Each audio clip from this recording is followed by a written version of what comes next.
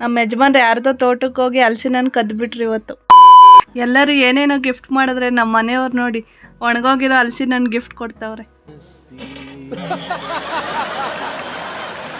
ನಮ್ಮ ಯಜಮಾನ್ರು ಚಿಕ್ಕ ವಯಸ್ಸಿಂದ ಯಾವಾಗೂ ಹಲಸಿನಣ್ಣು ಕಿತ್ತಿಲ್ವಂತೆ. ಇವತ್ತು ಕಿತ್ಬಿಟ್ಟು ಹೆಂಗ್ ಬಿಲ್ಡಪ್ ಕೊಡ್ತಾವ್ರೆ ನೋಡಿ. ನಮ್ಮ ಹೊಟ್ಟೆ ಎಷ್ಟು ಉರ್ಸ್ತಾವ್ರೋ ಆ ಭಗವತ್ನ ನೋಡಿದ್ರೆ.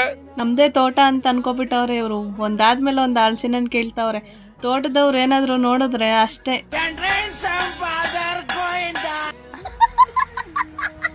ಅಲ್ಲ, ಹಲಸಿನಣ್ಣು ಎಲ್ಲರೂ ಹಣ್ಣಾಗಿದೆಯಾ ಇಲ್ಲ ಅಂತ ಕೈ ಹೊಡೆದ್ ನೋಡಿದ್ರೆ ಇವ್ರು ಕಿವಿಯಲ್ಲಿ ಇಟ್ಕೊಂಡು ಕೇಳ್ತಾವ್ರೆ. ಅದೇನ್ ಹೇಳ್ತು ಅಂತ ಹೇಳ್ತಾರೆ ನೋಡಿ.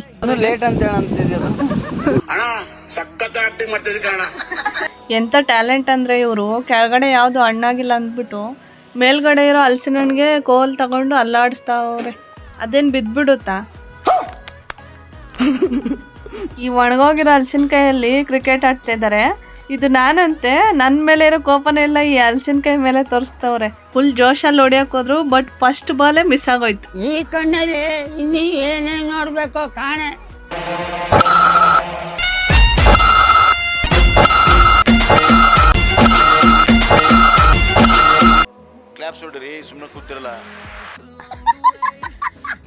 ಫೈನಲಿ ನನ್ನ ಮೇಲೆ ಇರೋ ಕೋಪ ತೀರ್ಸ್ಕೊಬಿಟ್ರು.